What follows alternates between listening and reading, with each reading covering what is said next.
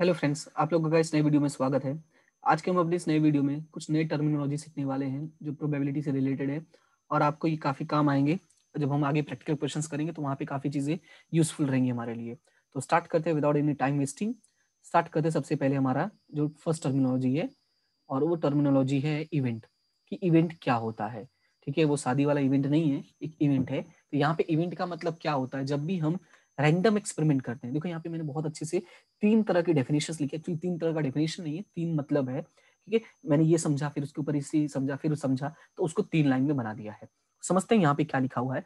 A subset, क्या लिखा हुआ है, a subset of all sample space of a random experiment is called an event. क्या लिखा हुआ है, a subset of all sample space. याद होगा मैंने कहा था कि सेट होता है, सैंपल स्पेस क्या होता है, ये सेट होता है बहुत सारी पॉसिबिलिटीज का, राइट। तो उस सेट में से कोई एक सेट मैंने बाहर निकाल दिया, जिसको मैं बोलूंगा सबसेट।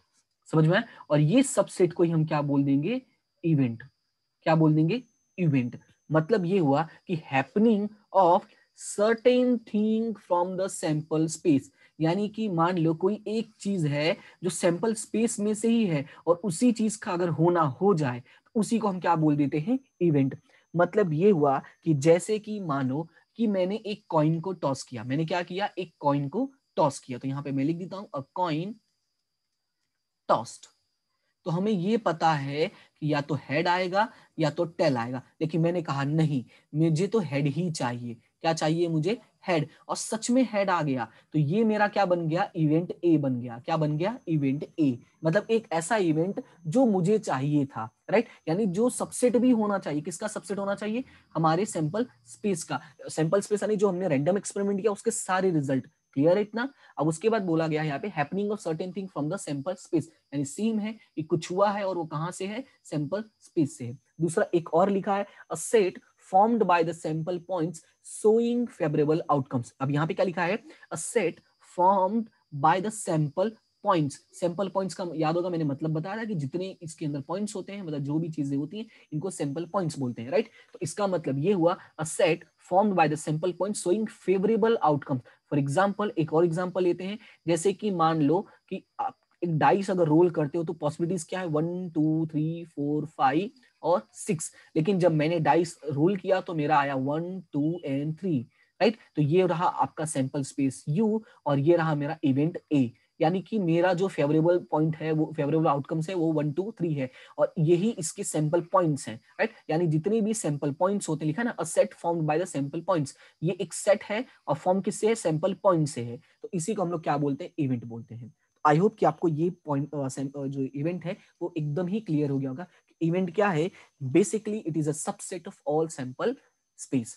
क्लियर इतना। और हैपनिंग ऑफ सर्टेन थिंग्स और all the sample points formed by the favourable outcomes. Clear इतना। तो ये 3 चीजें आपको याद रखनी है। तो एक और समझते हैं।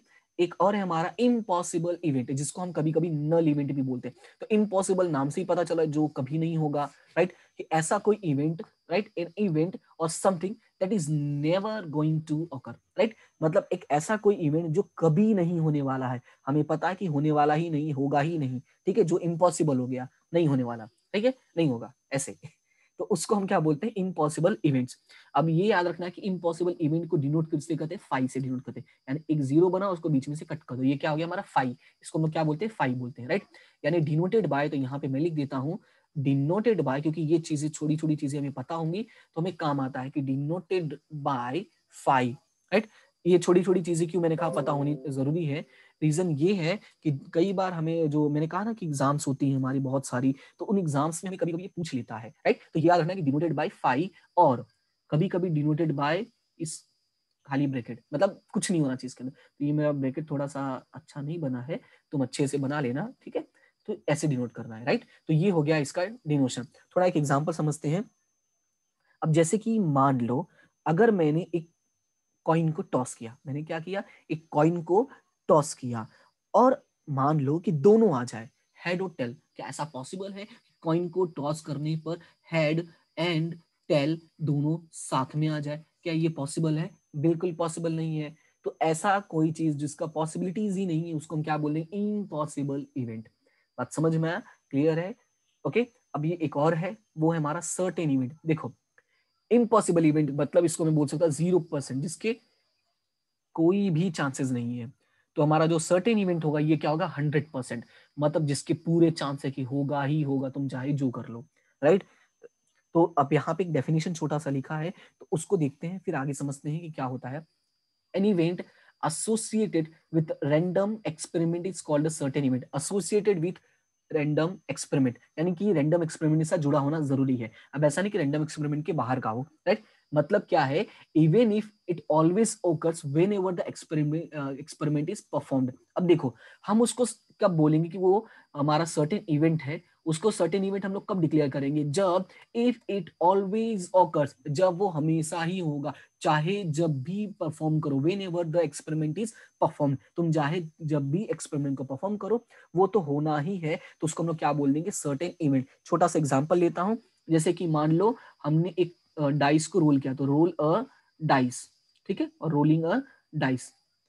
अब राइल बोल रहा, डाइस को रोल करने पे चांसेस क्या हैं, 1 2 3 4 5 और 6। अगर मैं ये बोलता हूं कि जो मेरा इवेंट है यानी जो मुझे चाहिए वो कितने से कम होना चाहिए, 7 से कम होना चाहिए, sorry not equal, it should be less than 7।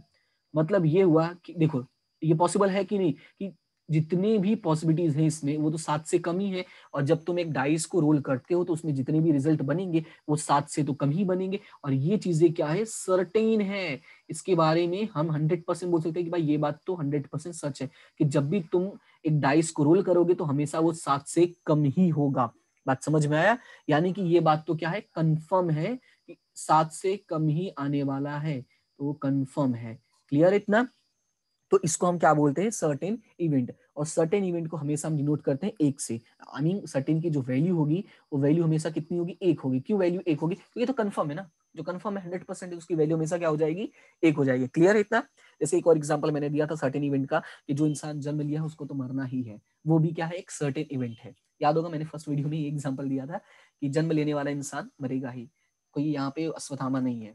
समझ में आया कि आम अश्वत्थामा, ऐसा तो हो नहीं सकता, राइट। तो आई होप कि ये तीनों चीजें आपको क्लियर समझ में आ गई होंगी। अगर वीडियो आपको अच्छा लगा, चीजें समझ में आ रही तो वीडियो को लाइक करें, अपने फ्रेंड्स के साथ शेयर करें, और चैनल को सब्सक्राइब करना बिल्कुल ना भूलें।